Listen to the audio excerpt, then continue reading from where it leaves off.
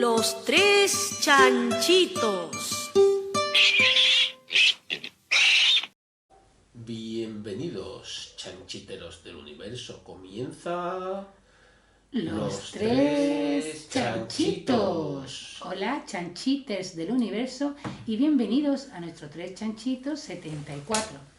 Seguro que nos habéis echado de menos porque hemos estado una semana sin poder grabar el programa por distintas circunstancias, algunas buenas que han sido viajes y otras menos buenas que han sido gripe y demás viruses que han atacado a algunos de los chanchitos que hacemos el programa.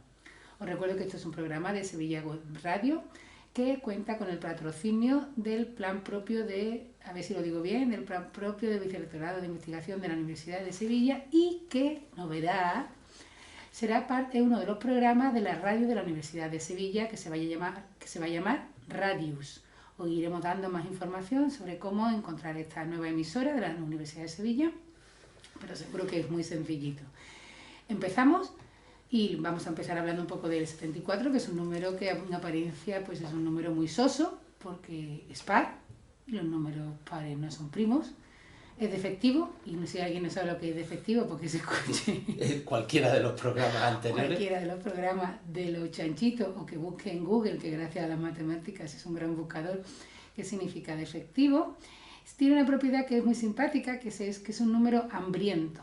Y un número es hambriento si es el primer número n, que cumple que 2 elevado a n captura las primeras, es el primero que captura un determinado número de cifras de pi. Por ejemplo, el tercer número hambriento sería el primer número n, tal que 2 elevado a n captura las 3 primeras cifras de pi, se las traga, o sea, coincide. Y ese es el 74. El 74 es el tercer número hambriento, porque es el primer número que cumple que 2 elevado a 74 tienen los tres primeros decimales de 2 elevado a 74, o sea, las 3 primeras cifras, no los decimales, porque 2 elevado a 74 no tiene decimales, las 3 primeras cifras de 2 elevado a 74 coinciden con los 3 primeros decimales de pi. Es el primero que tiene esa coincidencia. Y se llama hambriento por eso, porque lo captura.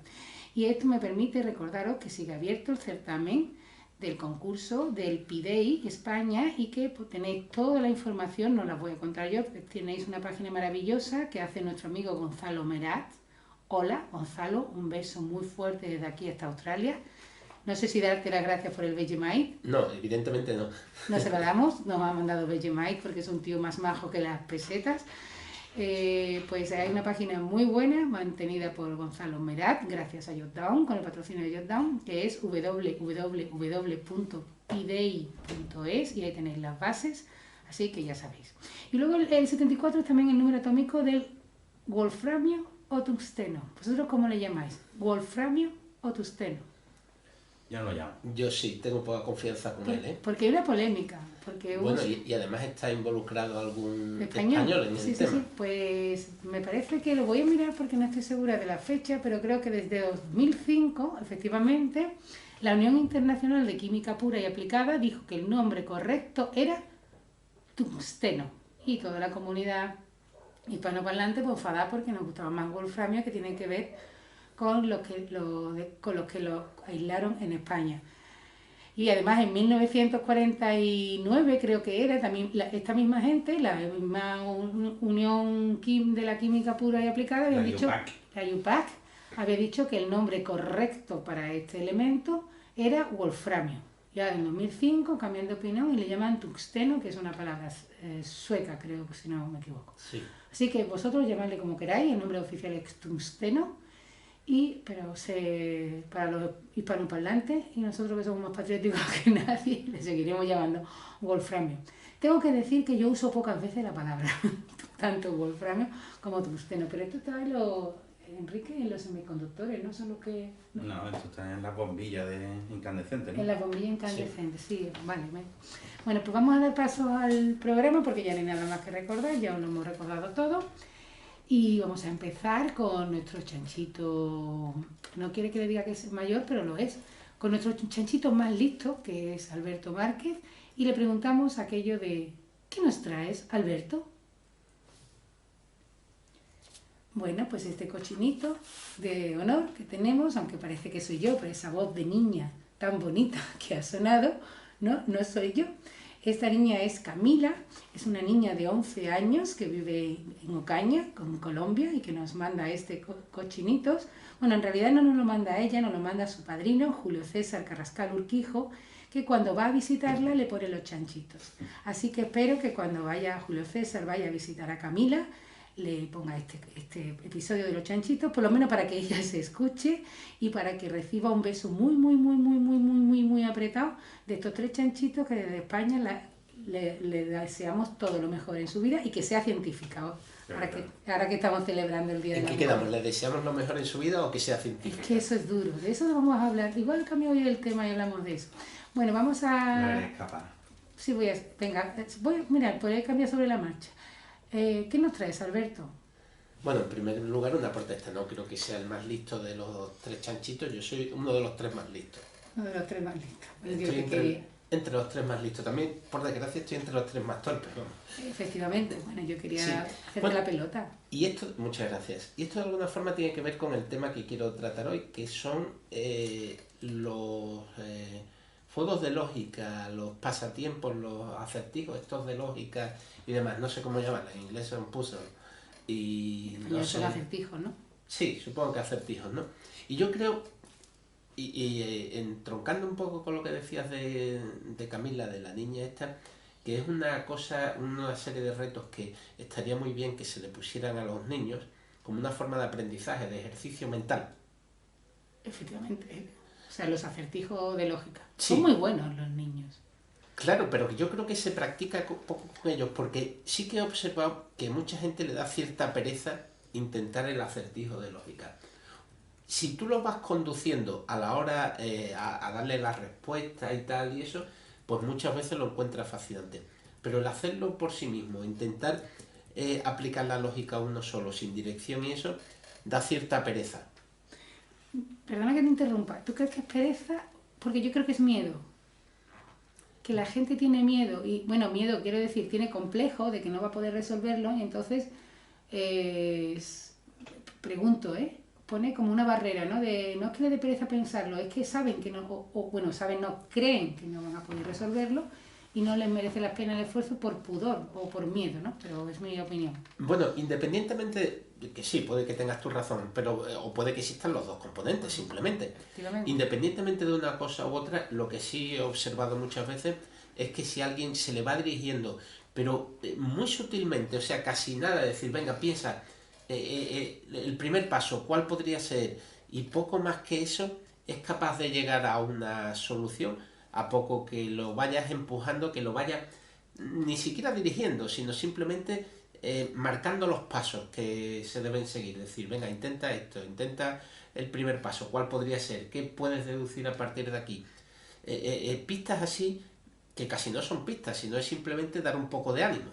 Enseñándole a pensar, que nadie nos enseña a pensar en el colegio, ¿no? Y eso es fundamental. Efectivamente. Y eso es fundamental. Entonces, yo lo que voy a traer aquí es, me he acordado de todo esto porque hace poco salió publicado, hace poco, muy poco, en The Guardian. The Guardian hay un matemático, matemático y filósofo. Es alguien que hizo la doble titulación de matemática y filosofía. La que quiere hacer mi hijo. Sí. Alex Velos. Y entonces él tiene una sección de puzzles lógicos en The Guardian, en el periódico británico, ¿no? Lo cual además nos dice ese tipo de cosas muchas veces faltan aquí. Recuerdo que el país con la RESME, con la Real Sociedad Matemática Española, sí planteó una serie de retos cuando el centenario de la Real Sociedad Matemática Española o con el año de la... Creo que fue con el centenario y creo que, si no me falla la memoria, porque últimamente tengo la memoria regular, todos los años por Navidades también plantea un reto que suele ser Adolfo Quirós, el que normalmente, o sea, que se sigue haciendo. Se sigue haciendo, bueno. Y otros muchos, pues el New York Times también lo tiene, etcétera, ¿no? Y yo a veces he puesto retos aquí en otros medios y demás, pues lo suelo sacar o de aquí o de algún libro. También hay una página de la de Nate Silver de estadística, que bueno, es un grupo grande, que hay una sección que se llama The Riddle, que contiene retos también que son semanales, etcétera, y son muy interesantes, ¿no? ¿Y Dime. Y en Japón, ¿te acuerdas? En el Shinkansen lo ponía Jin Akiyama para la gente que iba en el tren. Sí. Todos los días. Y bueno, yo creo que eso, que ayuda a pensar y demás. Y entonces voy a poner uno que en sí su respuesta no es realmente fantástica, no es tal, pero el enunciado sí que lo es. Y si el enunciado ya es muy maravilloso, pues de alguna forma te puede atraer, ¿no?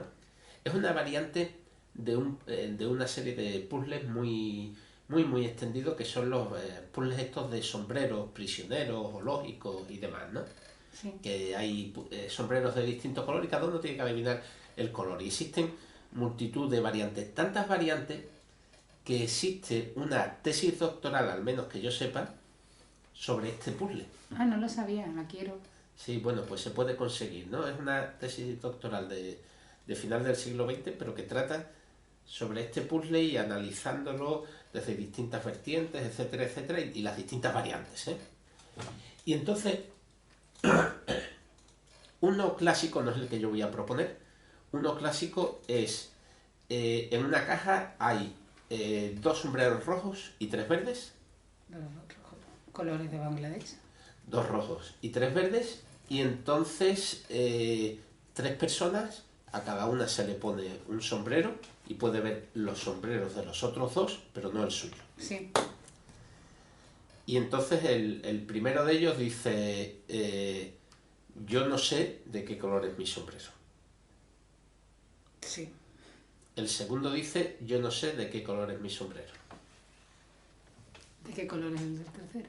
¿De qué color es el tercero? Ese es el puzzle clásico. Sí. Y después pues podemos intentar dar la solución de ese puzzle clásico, ¿de acuerdo? Podemos pensar ese. Pero ahora, la variante esta es la siguiente. Hay foros de hacedores de puzzles de esto. Incluso hay congresos. Como los que Sí, nos contaba George Hart. como los que nos contaba George Hart, efectivamente, un congreso que son puzzles, digamos, de esos ya mecánicos, ¿no? Tipo, pues, no sé, el cubo de Rubik y cosas de ese estilo.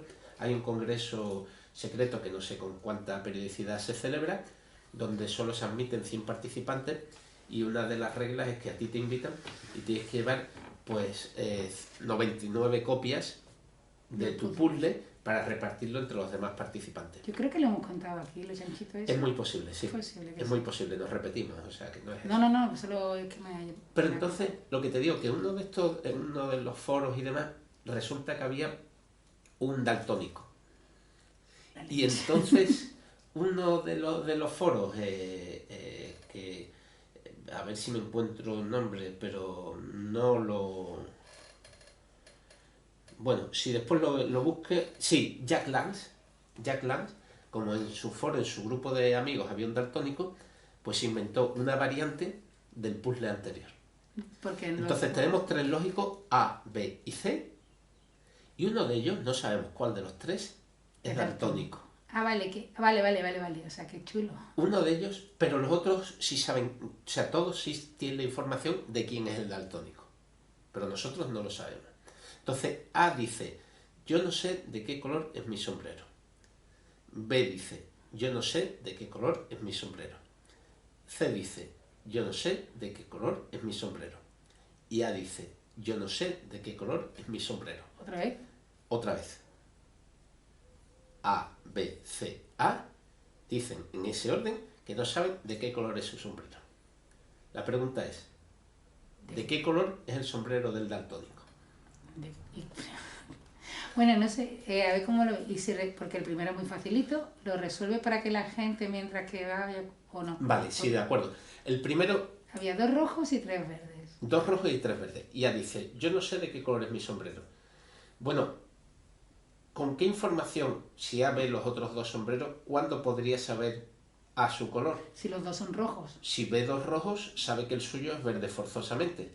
Luego, cuando dice eso, A está viendo forzosamente al menos de uno de los 2 colores que está viendo es rojo. Perdón, es verde. Es verde. Al menos uno de los 2 que está viendo es verde. Ahora B dice, yo no sé de qué color es mi sombrero.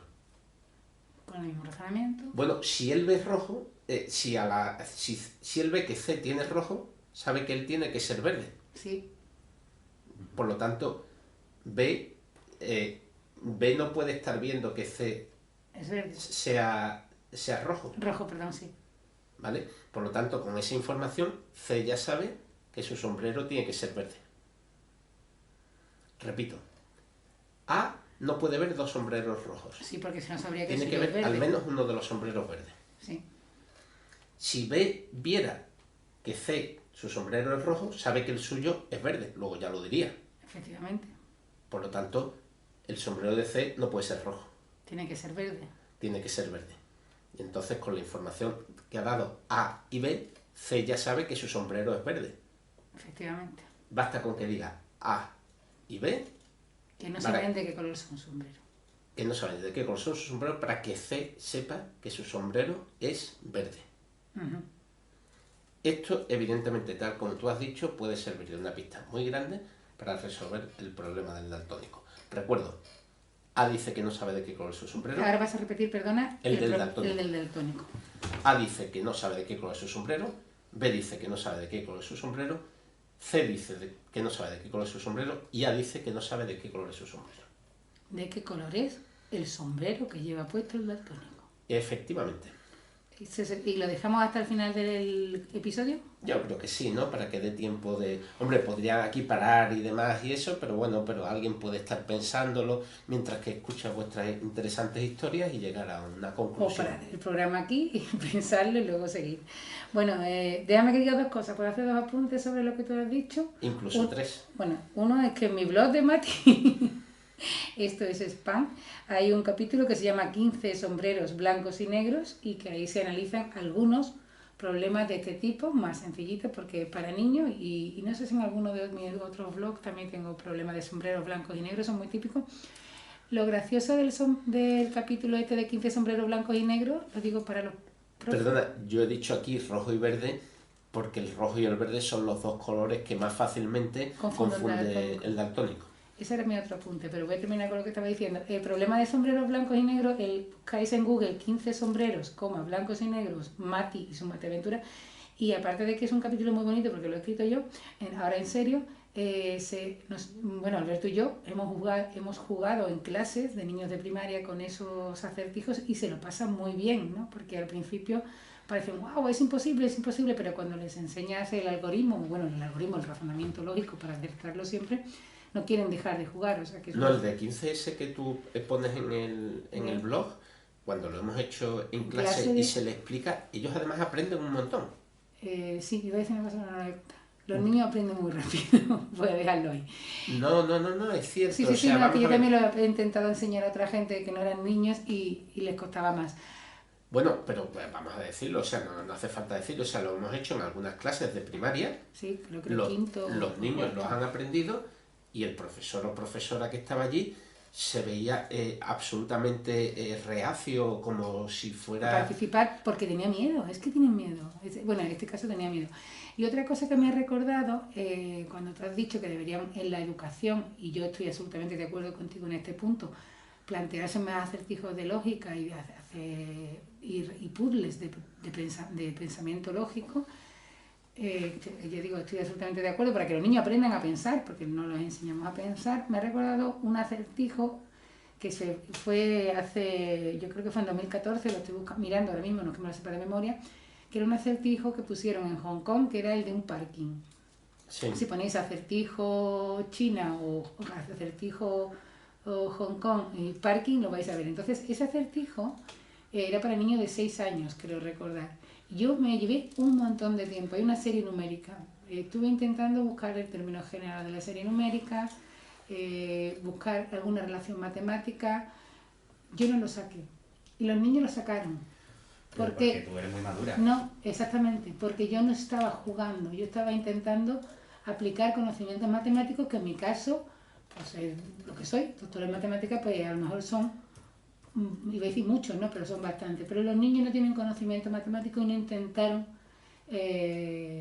no intentaban buscar el término general de aquella sucesión, simplemente le dieron la vuelta al dibujo hasta que encontraron la solución. Y si le da la vuelta al dibujo, la respuesta es trivial. Claro, pero es que yo tardé exactamente un segundo. Porque tú eres un niño. Porque yo soy muy imbécil. Tú eres muy imbécil. Y porque me imaginé conduciendo y cuando aparcaba, como se ven los números es al revés de cómo están. Pues tú eres más listo que yo, evidentemente, pero eso, no por esto, sino por muchas razones que quedan para No, a lo largo yo no de sabía nuestra relación. yo no sabía sacar el término general de la sucesión. Entonces estaba un poco... Bueno, existe un teorema que dado cualquier cantidad de números finitos, existe Te dice una... el siguiente. ¿Qué? Hay un teorema que te dice el siguiente. De hecho, hay una página web que tú le pones una sucesión cualquiera del número, claro, y él te busca un término general y te dice el siguiente. Pero aquí faltaba uno que no era el siguiente, era uno intermedio. Da igual. Bueno, lo que yo venía a decir es... Da igual, es un problema de interpolación. Bueno, efectivamente. Lo que yo quería venir a decir es que los niños muchas veces son más buenos con los puzzles y con los acertijos matemáticos los mayores porque juegan y sobre todo, y esta es mi teoría, y lo digo muchas veces, es muy pesada, muy factible, porque no tienen miedo a las matemáticas. Las matemáticas no se les puede tener miedo, porque si se les tiene miedo... Te muerden. No, uno se queda paralizado, no lo intenta siquiera. Nada, bueno, pues lo dejo. Bueno, no. Yo, ahora que dices eso, se ha hablado mucho estos días en internet de un problema que se le ha puesto a estudiantes chinos de 11 años. Eso me lo he perdido, está un poquito yo... Y es, es muy reciente. Dice, en un barco van 26 ovejas y 10 cabras. 26 ovejas, sí. ¿Vale? ¿Qué edad tiene el capitán del barco? 36. No lo sé. En un barco van 26 ovejas y 10 cabras. ¿Qué edad tiene el capitán del barco? Entonces, claro, ¿cuál es la respuesta? Pues evidentemente no hay elementos suficientes del juicio, sino lo que se pide de alguna forma es que los niños sean capaces de razonar y decir algo. Por ejemplo, alguno ha dicho, bueno, pues debe tener más de 18 años. Porque es capitán de barco. Porque es capitán de barco y esa es la edad que hace falta para tener una licencia. Otros ya mucho más finos porque han podido buscar en internet y todas esas cosas. Dice, pues el barco tiene que tener un cierto tonelaje porque si no, no cabe. Y entonces hace falta, además de la licencia de capitán de barco, pues tener no sé cuántos años de aprendizaje, por lo menos tiene, pues no sé, 29 años o la cifra que quiera. Claro, el problema no era para que encontrara una solución, no existe una solución al problema. Sino para ver cómo razona cada cual. Qué bonito. Entonces me parece un problema fantástico en ese sentido, sí. ¿No? Que tú, a partir de ahí, ¿qué puedes decir? ¿Qué puedes decir? Ese problema se puso aquí en España también, pero con una clase. En una clase hay no sé cuántas mesas, con no sé cuántas sillas y no sé cuántas perchas. ¿Cuál es la edad de la profesora? Y lo que hacía casi todo el mundo era sumar todos los datos que se le daba. Por eso he dicho yo 36, ¿no? Sí, yo ya me imagino. Y es porque, claro, no te enseñan a pensar y dices, pues te dan estos números, se suma y a correr. Claro, lo cual es absurdo. Por ejemplo, en el caso ese de la profesora, pues tú dices, sí, pues lo lógico, pues vamos a pensar la media de la edad, cuál es la edad más probable para una profesora en España, o sea, intentar buscar la moda de las al menos 23 profesoras y tal. O ya no, 18. Yo creo que debe ser más de eso. No, o sea, 23 sería un caso excepcional. Si tú tienes que hacer una apuesta, 30. Yo lo que apostaría es intentar buscar datos, cuál es la edad más probable que tenga una profesora. Muy mayor no puede ser porque a partir de cierta edad se van muriendo y muy joven no puede ser porque no han accedido a ello. O alrededor de 30, como tú bien dices, o algo así. Bueno, pues pasamos a la siguiente sección. Os recordamos que tenéis que pensar el acertijo del daltónico, que no acaba. Y mi otra pregunta era esa: hay daltónicos que confunden el rojo con el verde o que no lo distinguen, pero hay otro tipo de daltonismo, ¿no? Otro día me preparo la sección, sí. con el libro de mi amigo Antonio Martínez Ron, El ojo desnudo, y ese es el más común. El más común. Bueno, pues le doy paso a Enrique con la siguiente sección y le preguntamos: ¿qué nos traes, Enrique? ¡Cochinitos! ¿Ya se puede? Sí. No sé lo que diga aquí el técnico de sonido. Hola, ¿qué pasa? Qué bonito se me ha quedado esto de radio. claro. Sí, sí, claro. Tenemos que buscar una cosa que dice. ¿Una cortinilla? Eso. Bueno, yo supongo que la darán, ¿no? Ahí en Evox tienen... pero la No, nuestra. ya después hablo de estas cosas. Esto se ha discutido mucho. Vale, se ha vale, discutido. vale. Bueno, yo vengo a hablar del 30 de noviembre de 1803, en La Coruña. ¿Perdón? El 30 de noviembre de 1803, por la mañana. mañana. Por la mañana. ¿En La Coruña? En La Coruña. Yo también vengo a hablar luego de La Coruña. Qué Mira. casualidad, qué bonito. What the fuck. Es que nuestras mentes están What the conectadas. fuck. No, eso significa que la reunión de trabajo previo de 2 horas que hemos tenido. Cuéntanos qué pasó. En La Coruña, en 1803, has dicho. 1803, el 30 de noviembre, por la mañana. 30 de noviembre de 1803, La Coruña. Tempranito. ¿La Coruña o A Coruña? A Coruña. Pero en castellano es La Coruña, ¿no? El nombre oficial del... Sí, pero... Ahora ya Bueno, sea. otro día hablamos sobre ese tema. Ahora los Vale. nombres oficiales son en su lengua. A Coruña, 1803. 30 de Zarpa, noviembre. zarpa la corbeta María Pita. Puedes poner aquí un sonido de como de mar. o algo y bien. Zarpa, ¿no? zarpa la corbeta. La corbeta estaba para tirarla, por lo visto. Estaba a escogerla. Esto es un capricho que tuvo Carlos IV, que Sí. dijo, me vais a coger. Atenderme bien, me vais a coger, ahora mismito. 4 médicos, 6 enfermeros y me vais metiendo 20 y tantos niños ahí. Sí, 20 y tantos niños. 4 médicos, tío, por si médicos. Por si pregunta la del capitán. Por si me pregunta la capital, 6 enfermeros y unos cuantos de niños. Unos 22, entre 22 y 25, no se está claro todavía. No se sabe fehacientemente. Y os vais a pegar una vueltecita por el Imperio Español Ajá. y me vais vacunando todo Cristo de la viruela. ¿Y los niños que llevan viruela? Exactamente. Los niños eran los reservorios de viruela. ¿Cómo fueron escogidos? Esto es un historión. Pero, Esto, me callo. el capitán fue Francisco Javier Balmis y Berenguer. Y está considerado como la primera expedición de vacunación internacional a gran escala sobre una enfermedad, con la esperanza de erradicarla, que de hecho se erradicó, pero muchísimo tiempo después, ¿no? Pero esto fue la primera vez que se hizo algo de decir, vamos a hacer una lucha biológica contra un virus, el de la viruela, que para que os hagáis una idea, había un dicho por aquella época que un niño no era de su madre hasta haber superado la viruela. Pues se moría, ¿no? Claro, porque el 30% de los afectados morían Sí. y los otros quedaban un poquito tocados ya. Lo menos que te podía pasar eran las marcas estas de la cara, que se llamaban picaviruelas, Efectivamente. y casi un tercio de los afectados que sobrevivían, dentro de los que sobrevivían, un tercio se quedaban ciegos, porque como la viruela te queda... Lo que te atacaba era la piel, esto de la pústula que te sacaba, como te salieran en la córnea, te quedaba frito de papel visionalmente hablando.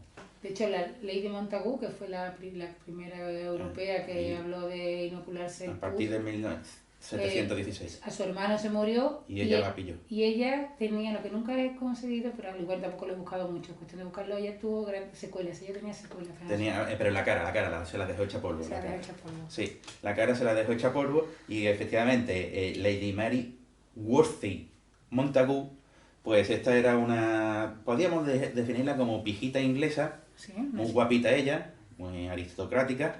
Estaba casada con un señor que lo nombraron en 1716 embajador británico en Constantinopla, y allí que se fue ella, y entonces empezó a ver, ahí cuando se fueron allí por el entorno, empezó a ver que había una práctica que era inocular a los niños con pústulas de viruela, pero la vacuna no es la que cogen las vacas, y entonces ella inoculó a su propio hijo y entonces extendió esta práctica por Europa cuando volvió. Esto se llamaba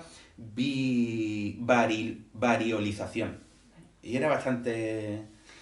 Perdona, coger pus y metértela subcutáneo, ¿no? le daban un cortecito en la piel muy ligero y se lo metían en la piel. Esto ya lo hacían los chinos, ¿eh? Sí, eso Los chinos, esto lo hacía un mogollón de pueblos, o sea... Sí, claro, pero con ese control, la mitad de las veces funcionaba y la otra mitad no, ¿no? Mala suerte. Pero vamos, los que se salvaban quedaban estupendos. Y luego, claro, está el grandísimo Jenner, que está considerado como el padre de la vacunación, que la vacunación viene de la versión vacuna de la viruela, viene de las vacas, se llamaba viruela vacuna. Y el Jenner a partir de 1796, empezó a hacer primero observó que la gente que se contagiaba de la vacuna, la enfermedad se llamaba la vacuna, nunca se contagiaba de viruela. Pero te salían como unas pústulas así gordas, unas ampollas. Perdona. Él se dio cuenta de que la gente que estaba en contacto con vacas, Vale. que ordeñaba y tal, y las vacas tenían una enfermedad, que era la enfermedad vacuna, Sí, que era una especie de viruela. sí. Y entonces la gente que se contagiaba de eso le salían como una ampolla y eso, con pus y no sé qué, pero cuando lo pasaba eso, no era mortal, y en cuanto lo pasaba, ya no tenían. ya nunca jamás quedaba inmunizados. inmunizado con la viruela. O Contra sea, la que podían viruela. estar rodeados de gente con viruela que la pasaban tan ricamente y no pasaba nada, no se contagiaban. Y entonces el tipo en 1796 empezó los estudios, en 1798 publicó los resultados, que por lo visto se lo tiraron para atrás varias veces en varias asociaciones científicas, porque decían que yo no valía para nada.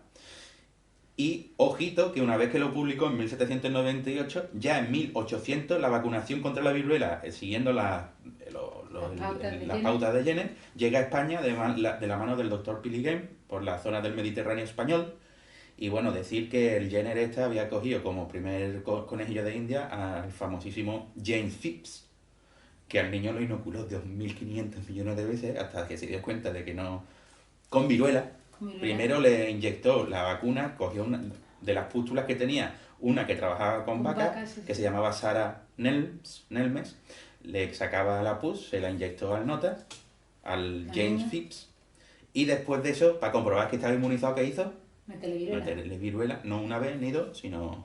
Ese niño tenía que vivir, vamos, en un vilo, estaba todo el día intranquilo.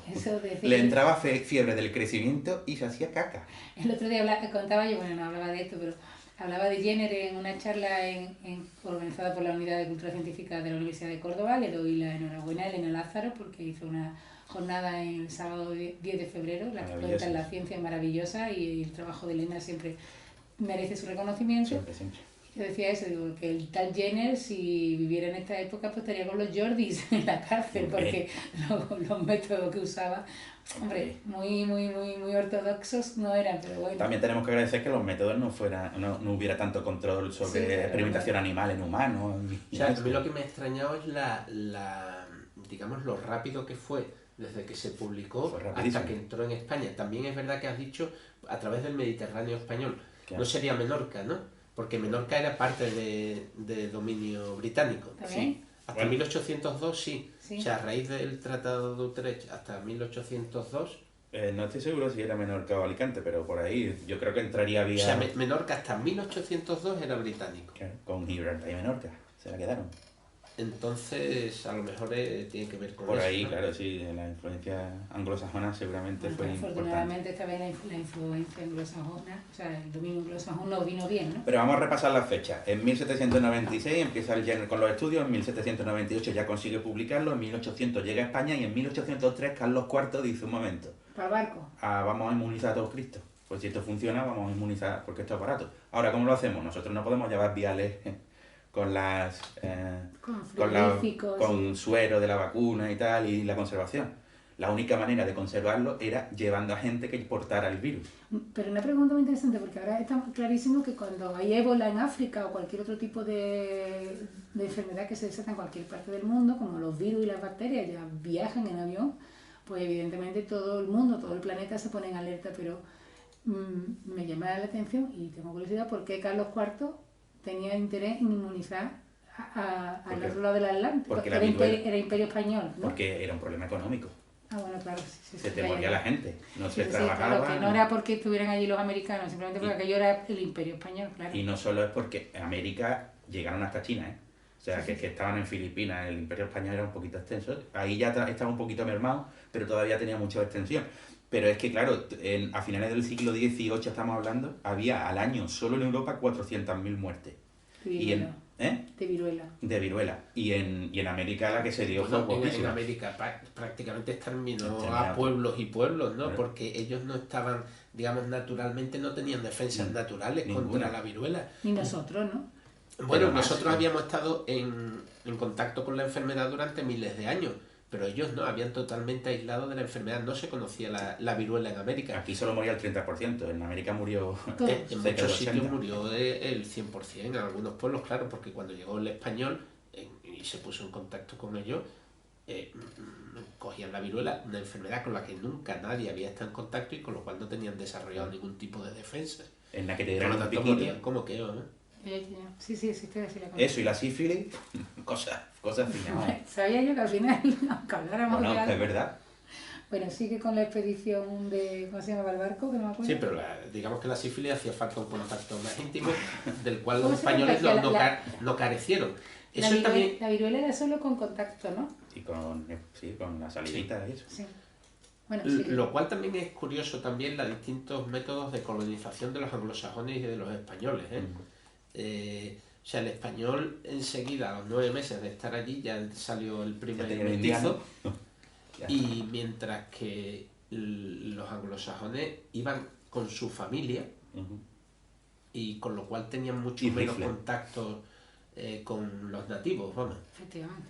No es que los españoles no le hacemos asco a nada, en realidad. Porque tú te tiras en el barco 8, 4, 5 meses y cuando llegas allí, pues dices... Bueno, yo creo que la clave ahí es que el anglosajón viajó con la familia y el español viajaba solo. Viajaba sin familia, entonces tenía que desahogarse como fuera. Claro. Entiendo que el anglosajón se desahogaría con su mujer, que si la llevaba, vamos, en gran medida. La mayoría, digamos. O esperemos. Y bueno, pues... pero que mola que esto fue rapidísimo, o sea que hubo una conciencia muy rápida de que había que inmunizar contra la viruela. Y bueno, lo que hemos dicho, claro, ¿cómo se lleva la viruela? Pues cogiendo a niños... Enfermos. No, enfermos no, tenían que ser sanos entre 8 y 10 años para que estuvieran sanotes, que nunca hubieran pasado la viruela. Y claro, ¿a qué niños se cogieron? Esto hay tesis doctorales sobre el tema. A expósitos, de la casa de expósitos de La Coruña. Adoptados, o sea, abandonados. Los expósitos son Huérfanos. huérfanos. Ya sé que son huérfanos, no, que estoy preguntando que se lo llevaban, no me imaginaba que nos iban a llevar a los hijos de Lo los que hacían nobles. era inoculaban a uno y llevaban a 20 y tantos y cada cierto tiempo cogían a ese y inoculaban al siguiente para mantener la cepa viva. Y al cabo del tiempo inoculaban a otro y no sé qué. El problema está, y hay tesis doctoral y libros escritos, que cuando llegaban a los sitios, por ejemplo, cuando llegaron de La Coruña, pasaron a Tenerife. En Tenerife soltaron unos pocos, usaron unos pocos de estos que ya iban inoculados para inocular a los de la población. A eso los dejaban ya allí y cogían a niños de la población en la que estaban, por ejemplo Tenerife. A niños tinerfeños que también fueran abandonados o huérfanos. Había familias que te los daban, llévatelos, porque como la mayoría no los podía mantener, si eran muy pobres, pues te daban los niños, claro, pero es que por lo menos le iban a asegurar la supervivencia. ¿A quién? A los él, niños que se a él cogen. y al resto. A él y al O sea, resto. vamos a ver, si hay X para repartir y X muy pequeño, Claro. pues si repartes entre menos, todos salen beneficiados y al otro pues le iban a dar un pasito en barco, ¿no? Claro. Entonces, conocerlo. el tema está que fueron de La Coruña a Tenerife, de Tenerife a Puerto Rico.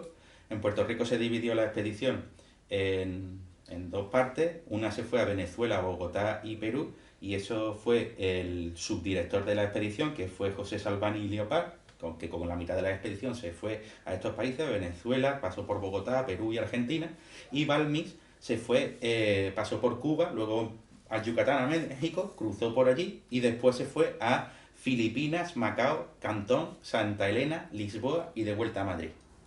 Y que llegó... ¿Cuánto pues tiempo eso, tuvo Balmis entonces? era un año y pico, pues. Ah, Entonces fue un tiempo... eso. Y mientras tanto, lo que hemos dicho, que iban cogiendo niños, iban reponiendo a los niños para que la viruela estuviera siempre fresca, como si, por así decirlo, ¿no? Y me gustaría... Hay una cuestión interesante, y es que, bueno, está Francisco Xavier Balmis y Berenguer, que fue un médico español y militar, que, bueno, aparte de esto, también se trajo muchas plantas de América, especialmente se trajo el agave, porque básicamente estuvo cerca de traerse, ¿cómo se llama eso para la piel?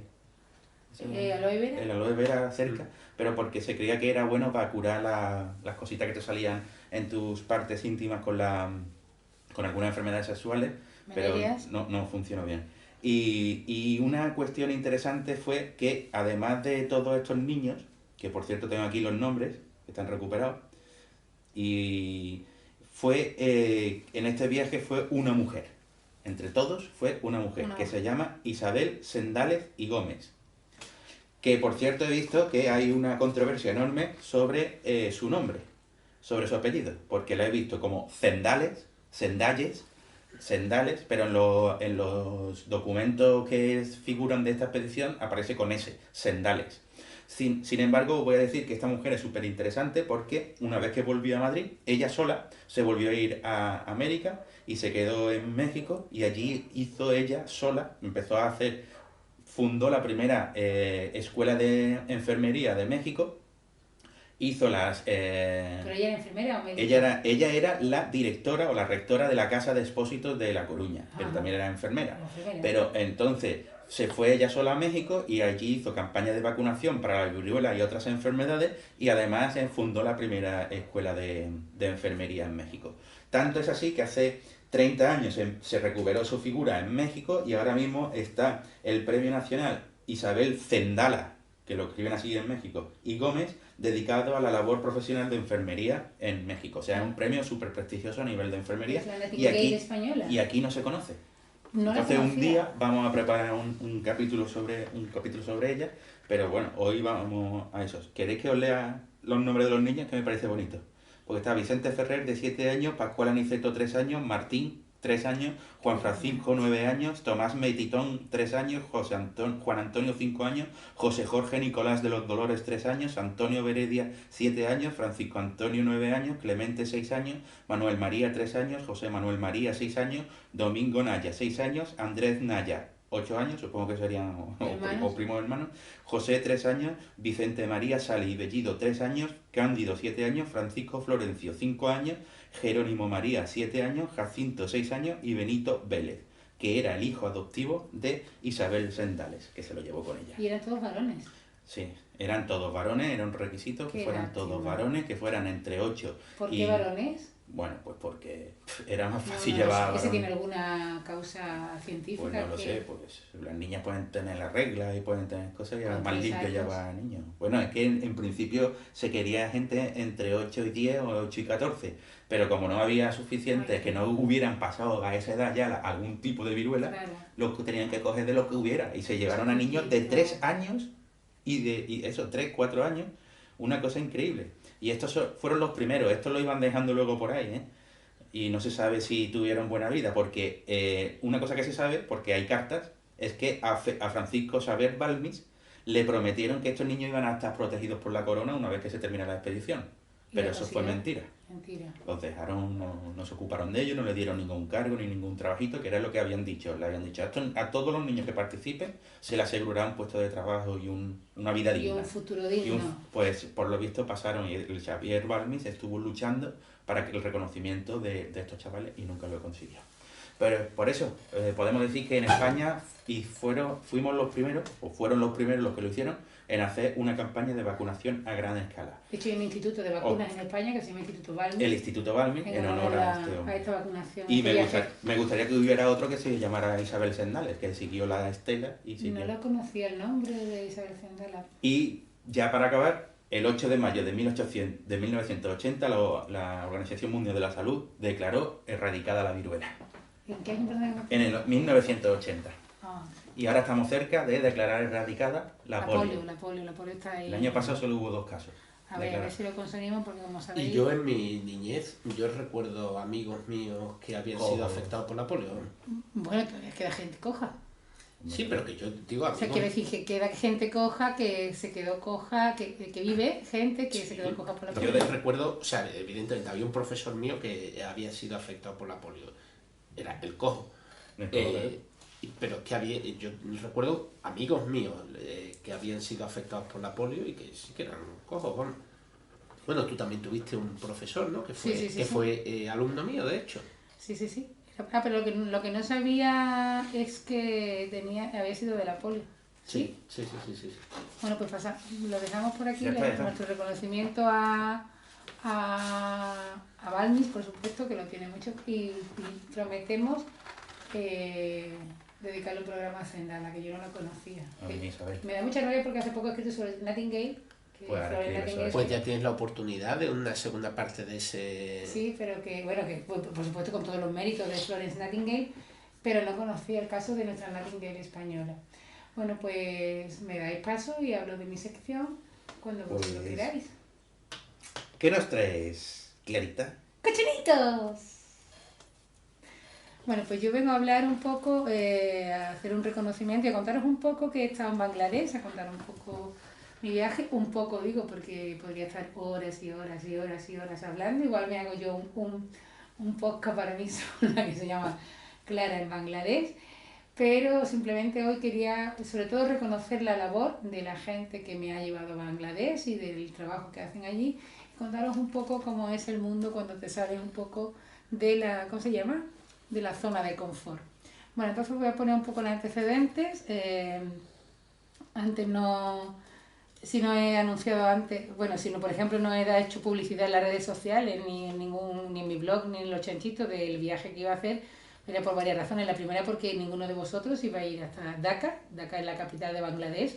No sé si lo sabíais, yo lo he descubierto en este viaje, reconozco mi absoluta ignorancia en geografía. Y bueno, pues lo primero porque nadie iba a ir a Dhaka a verme, a dar la charla, y segundo pues porque por razones de seguridad tampoco pues se debe ir diciendo que hay occidentales dando vueltas solitos por Bangladesh, porque hubo un atentado en 2016 bastante gordo, y entonces están un poco preocupados con la seguridad de los occidentales. Tengo que decir que la gente en Dhaka, antes de empezar a hablar de por qué fui allí, es extremadamente amable, extremadamente cariñosa, extremadamente la mayoría pobre y extremadamente cariñosa, que yo eso ya lo he dicho, pero hay un montón de gente viviendo en Bangladesh, no sé, que no tengo ahora mismo la población, pero estamos hablando de 160, 160 o 170 millones de habitantes en una extensión que viene a ser casi un poco del orden de magnitud de Andalucía.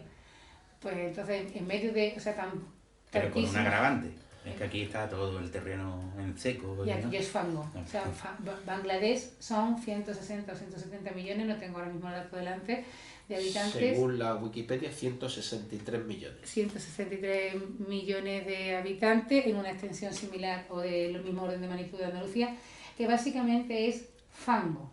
Y eso que nosotros, es un delta, ¿no? Exactamente, es el delta del Ganges, es el final del río Ganges, y es un trocito de país que en mi opinión debería estar despoblado, que creo que básicamente, y lo digo en serio, es la única solución. Bueno, esto desplazar al año hacen una limpieza en profundidad del país. Sí, con el monzón.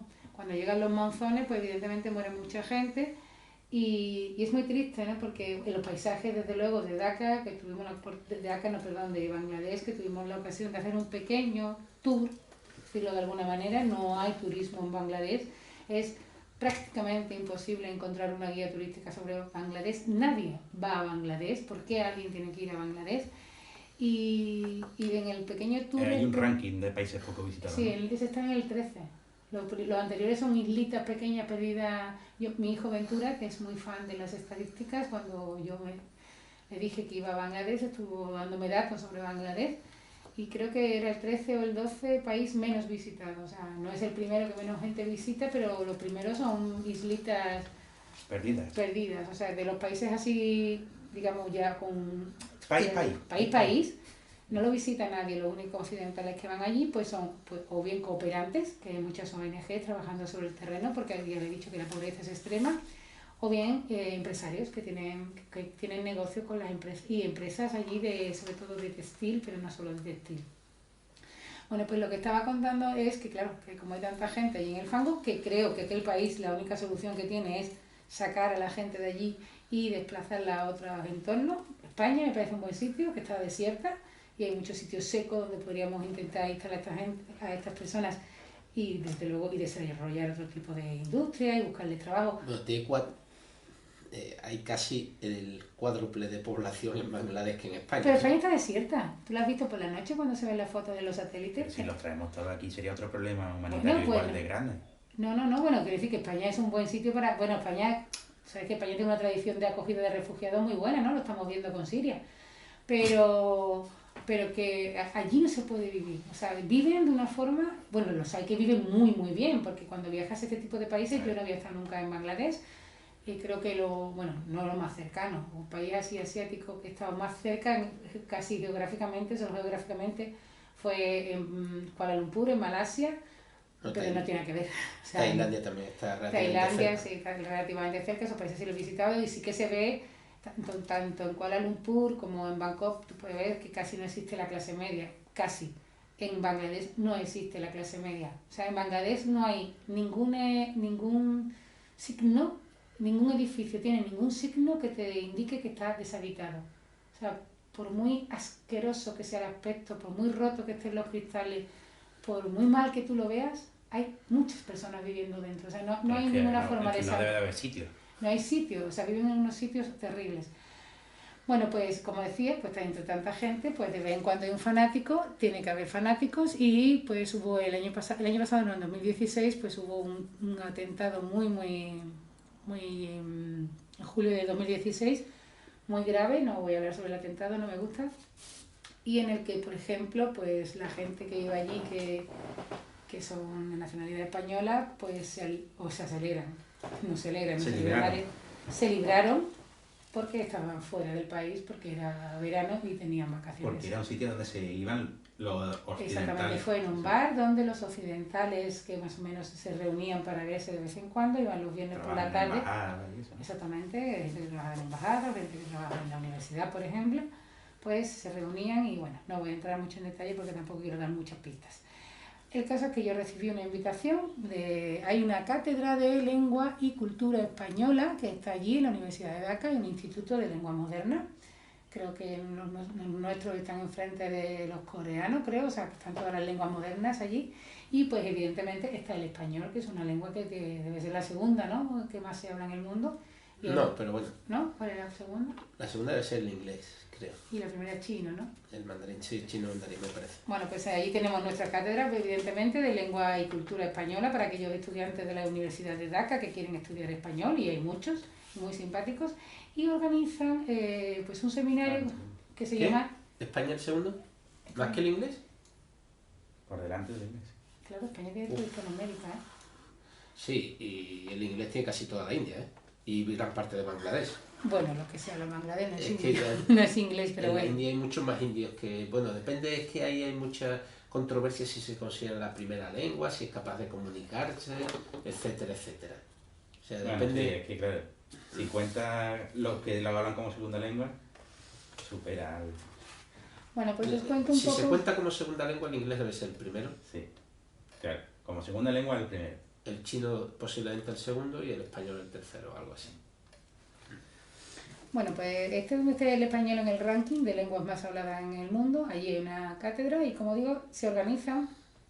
La verdad es que no sé si la periodicidad es anual, pero esta desde la Universidad de La Coruña, algunos años y otras veces desde la Universidad de Santiago de Compostela, se organizan allí una vez al año, no lo sé si una vez al año, o sea, de vez en cuando, unos seminarios de lengua y cultura española. La directora de la Cátedra de Lengua y Cultura Española, que es María José Martínez López, a la que le mando un beso muy, muy, muy, muy grande si me está escuchando, María José, es de la Universidad de La Coruña, es profesora titular del Departamento de Filología Española y Latina. Yo creo que es experta en el Siglo de Oro, pero si no eres así, María José, me vas a perdonar. Siglo muy bonito. Y pues esta directora, que es de un departamento de Filología Española y Latina de la Facultad de Filología de la Universidad de La Coruña, este año, cuando tenía que montar, digamos, el elenco, no es el elenco, sino el programa, elenco suena artisteo, el programa de charlas que iban a recibir los estudiantes de español en la Universidad de Daca, bajo el lema Seminario de Lengua y Cultura Española, pues ella decidió que una parte de la cultura española que nunca habían contado allí era la ciencia.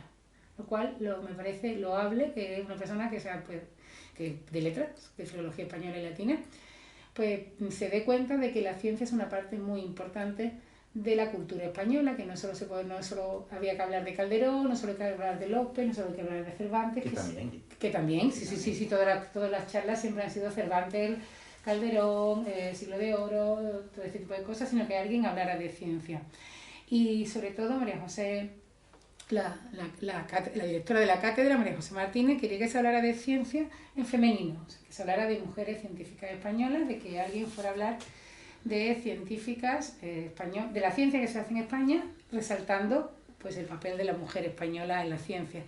Y en ese caso, pues la subdirectora de la cátedra, que es Ana Dorotea Tarrío, Ana Tarrío, también de la Universidad de La Coruña, es matemática, se ve que me conocía. Hola Ana, un beso muy fuerte para Ana, ahora ya nos conocemos y viajar a Bangladesh hace que las amistades sean muy fuertes porque el sitio es muy potente, digamos. Pues me invitaron y tuve la suerte pues, de estar allí en ese seminario con José Montero Reguera, que es catedrático de literatura española, María José Camaño de la Universidad de Vigo, José Montero, María José Camaño de la Universidad de Santiago de Compostela, experta en didáctica de lengua y literatura, y Rafael Valladares, que es del CSIC, del Instituto de Historia del CSIC, que está en Roma.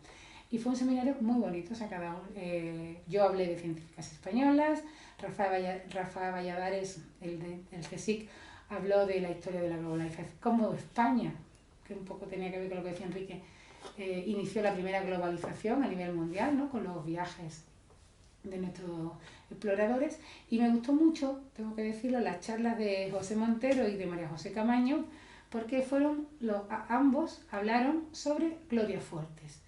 Y a Gloria Fuertes, bueno, es una persona que yo creo que todos creemos que conocemos, pero yo no la conocía. O sea, conocía a la Gloria Fuertes de la gata chundarata. La gata chundarata se ha roto una pata.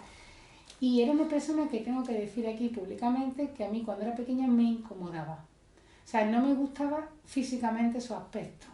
Y entonces cuando José Montero Reguera dio su charla, dijo, ella tenía un aspecto incómodo. Y era cierto, porque estábamos acostumbrados en la tele a ver a señoras guapas, súper femeninas y tal. Y que era una señora con corbata saliera, a la que le regalaban, me contó José Montero, todas las corbatas del mundo, porque todo el mundo le regalaba corbatas.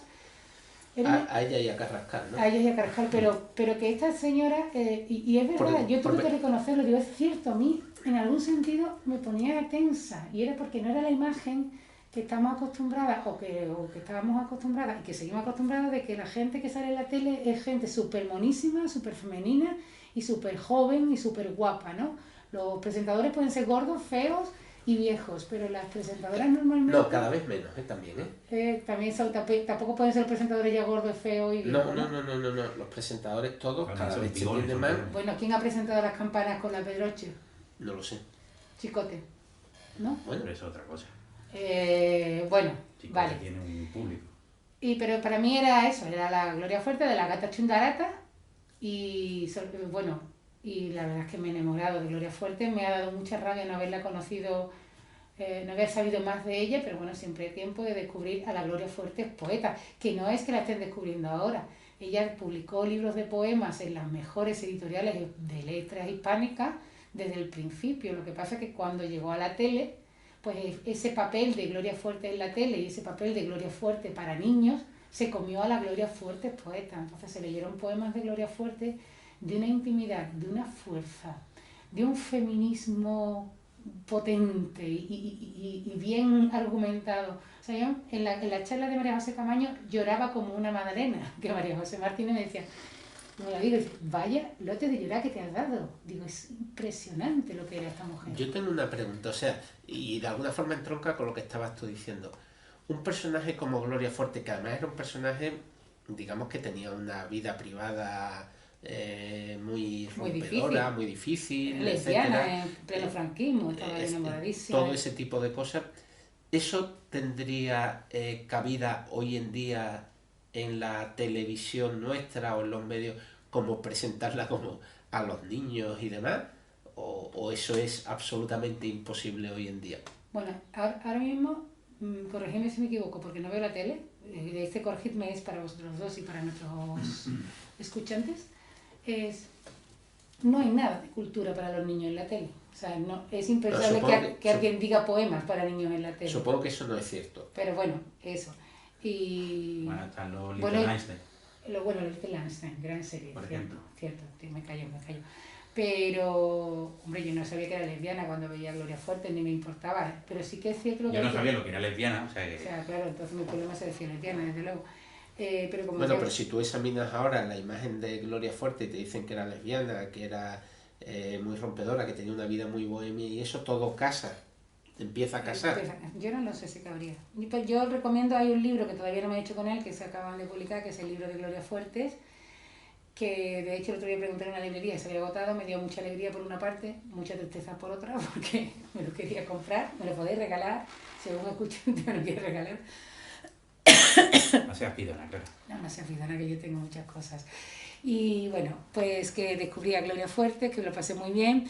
Quiero saludar también desde aquí a la gente que trabaja allí in situ todo el rato, que pues es Amparo, la coordinadora de la Cátedra de Lengua Española, Amparo Porta, que está allí in situ, y quiero mandar un beso enorme, bueno, también Amparo, por supuesto, a todos, a los profesores que están con los estudiantes allí, que son Estrella, Cristina, Rosa, Moncho y Wasfi. Y Wasfi, espero haber dicho bien tu nombre, porque Wasfi es de Bangladesh, sí, estudió en la cátedra y ahora es profesor. Qué guay. Bueno, me da tiempo contar algo más si no lo cuento en otro programa. ¿No? Dilo, venga. No, yo contaba allí, pues básicamente en mi conferencia había mucha gente, estaba hasta el embajador de España en Bangladesh, y ahora os voy a decir, no tiene ningún mérito que el embajador de España en Bangladesh estuviera en mi charla, es que en Bangladesh no hay nada que hacer. Si hubiera sido Manhattan, seguro que no viene el embajador de España en Nueva York, en Estados Unidos, pero el hombre vino, le gustó mucho la charla, fue muy amable, tengo todo que decirlo. Y en el curso, pues evidentemente mayoría de hombres, de chicos, de estudiantes, sobre mujeres, hay mujeres. Es un país musulmán. Es un país musulmán, es lo que voy a decir con tu nación, pero aún así había bastantes chicas, hay bastantes chicas estudiando español en la Cátedra de Lengua y Cultura Española. Y bueno, yo un poco intenté hacer una charla de divulgación, pero también así un poco de divulgación un poco divertida, teniendo cuidado con las cosas que dices, porque yo soy muy musulmán. Y animando a las chicas y diciéndole, oye, tenéis que haceros científicas, porque la ciencia es el futuro, lo que siempre digo en mis charlas, ¿no? Tenemos que... Lástima que fueran todos estudiantes de lengua castellana. No, pero tenéis que animar, ¿no? Yo van a ser profesores. Ellos se quieren venir todos a Europa, básicamente. Hombre, claro. Bueno, cualquiera se puede venir a Europa, se quiere venir a Europa. Pero una de las preguntas que me hicieron, muy amablemente, porque los chicos son muy, muy amables, muy, muy educados, dice, ¿usted es científica? Sí, ¿tiene hijos? Digo, sí, y marido, sí. Dice, pero es que nuestra cultura no permite, que nuestra cultura tradicional, se refiere a la religión, pero él dijo cultura, lo dijo en castellano, no permite que la mujer pueda viajar como usted está viajando, fuera de su casa tanto tiempo sin su marido y sin sus hijos, ¿no? Yo decía, bueno, pues... Bueno, la solución es simple, que empiece él a dejar a su mujer viajar. Igual es hora de otras cosas porque perdéis la mitad de Alguien tiene que empezar. Potencial, ¿no? Y bueno, y ya solo déjame que diga una cosa, porque Bangladesh necesita un programa. Yo me he quedado enamorada de Bangladesh a pesar de la extrema pobreza, y yo no vi los barrios pobres que se llaman los slang. Es una cosa a la que tú no tienes acceso, porque, vamos, no es porque te vayan a hacer nada, sino porque... Que sí, posiblemente te van a hacer, ¿eh? Posiblemente sí, porque, bueno, como es que además me parece inmoral ir a hacer turismo a ver la miseria. De hecho, allí me enteré que hay gente que va a la Chavela, se llama en Brasil, a hacer turismo. O sea, hay que ser muy miserable, lo digo en serio. Bueno, hace poco mataron a una mujer que estaba haciendo turismo por las Chavelas. Es que me parece muy miserable hacer turismo en zona a ver la pobreza. Es miserable. Si no vas a aportar nada, no vayas. Es mucho más complejo, porque es que resulta que esta gente sí aportan algo de riqueza a las propias Chavelas, porque han organizado tours para visitarlo. Para ver la pobreza. Pero son gente que a lo mejor que provienen de la propia Chabela, entonces están, digamos, metiendo algo de riqueza. No, es que y algún tú entras a las Chavelas con gente de las Chavelas. Claro, entras con gente de allí y de alguna forma le estás ofreciendo una oportunidad distinta de la que tenían, que en muchas ocasiones la única oportunidad que tenían era el tráfico de drogas. Tú no quieres, o el robo. O sea, si tú fueras ahora sí, ¿no te gustaría ver las Chavelas? No, me voy a callar, y además voy a enlazar con lo último que quería decir, que porque estuvimos en la zona rural, vimos cómo trabajan, por ejemplo, la madera, cómo trabajan en las ladrilleras, cómo viven en un absoluto fango, todo es fango, y aún así te sonríen. Y nos dijeron en una aldea de 4 casas, las señoras llevábamos un guía local para que nos tradujera, eso es lo mejor que nos habéis pasado en años, nuestro mejor regalo de este año. O sea, imagínate en el nivel que viven. Y voy a hacer una cosa, lo voy a dejar aquí para que me troleen en los comentarios, y ya en el próximo programa, si queréis os lo explico. Lo mejor que le puede pasar a una niña o a un niño, pero sobre todo a las chicas, porque recuerdo que viven en un país musulmán muy tradicional, lo mejor que le puede pasar a una chica de las que viven en las aldeas ladrilleras o en las aldeas madereras de Bangladesh es que aparezca una fábrica textil y la coloque trabajando. porque evidentemente ninguna de las fábricas textiles que están allí son ONGs, no van ninguna a salvar a Bangladesh, van a aprovecharse, pero son la única manera de sobrevivir de alguna gente. O sea que no digo que sean ONG, no lo son, por supuesto, van a aprovecharse, desde luego, pero hay que ir allí para entender que a lo mejor es lo mejor que le pasa y que si le preguntas a ellos si compras ropa de Primark, de Zara o de H&M porque tienen allí su fábrica, ellos te dicen, por favor, no dejéis de comprarlo, porque es la única forma que tenemos aparte de salir de un poco de la pobreza, porque os recuerdo y que termino que es un país absolutamente lleno de corrupción como el nuestro, pero Ya vas terminando ya. Venga, nada, venga, ya hablamos. Hace 15 minutos. Lo siento. Y solo dejadme que devuelva a dar las gracias a María José por haberme invitado y a Ana Tarrío por haberme invitado a este viaje tan fascinante. Déjame que yo también le dé las gracias a Ana y a María José, por favor. Dásela. Ana, María José, si me está escuchando, muchas gracias por llevar a Clara a Bangladesh porque le había abierto un mundo nuevo. Me voy a ir allí a vivir. Yo también, a la clase. Oye, fantástico tu viaje y tu No experiencia. me deja contarlo, pero yo lo contaré en muchos programas. Pero, Clara, si es que tenemos que cortar. Sí, corta, porque además tengo que ir al baño. Vale. Bueno, queda una sección entera todavía que no hemos desarrollado, pero bueno. Verdad, no me acordaba, venga. Pero es que ya nos hemos pasado 15 minutos del tiempo que habíamos estipulado con radios. Venga, pues nada, Pues nada. venga, cuéntanos lo del daltónico. Bueno, vamos a ver. Decíamos que el pasatiempo era, hay 3 personas que saben mucho de lógica, tienen una mente muy lógica, y hay 2 sombreros rojos y 3 verdes. Y entonces A dice, no sé de qué color es mi sombrero, B dice, no sé de qué color es mi sombrero, C dice, no sé de qué color es mi sombrero, y A dice, no sé de qué color es mi sombrero. Y la pregunta es, ¿de qué color es el sombrero del daltónico? Y la respuesta es... La respuesta es, pensado un poco en el problema anterior, en el que no haya ningún daltónico. A dice, no sé de qué color es mi sombrero. Eso significa que no está viendo 2 rojos, que al menos uno de los 2 sombreros es verde. Pero puede ser el daltónico. No. Olvida. El problema clásico. Vale. El problema clásico te está diciendo, A dice, no sé de qué color es mi sombrero. Eso significa que uno de los 2 sombreros es verde. Si B dice, no sé de qué color es mi sombrero, significa que el tercero, su sombrero es verde, sin ninguna otra información. ¿Vale? Por lo tanto, en el problema del daltónico, C no puede ser daltónico. Porque con la información de A y de B ya sabría que él tiene su sombrero verde, sin necesidad de ver ningún sombrero. Luego C no es el daltónico. C no es el daltónico, pero es que te está diciendo más la información esa. La información te está diciendo que con la información de 2 no daltónicos, el tercero Tiene que saberlo. tiene que saber su información. ¿Vale? Entonces, A no puede ser tampoco el daltónico porque ha hablado B, o sea, la segunda vez que habla A, antes de él ha hablado B y ha hablado C. Por lo tanto, también es el tercero en algún sentido. claro, entonces por lo tanto, el daltónico es B. ¿Y de qué color es su sombrero? Pues verde, por el Verde, mismo razonamiento que claro. antes. Qué chulo. Por lo tanto, el daltónico es B y su color y su sombrero es verde. Estupendo. Bueno, pues lo dejamos por aquí Sí. y traemos otro acertijo para el próximo día. Voy a traer yo. ¿O no? Bueno, y hasta aquí ha llegado Los 3 chanchitos.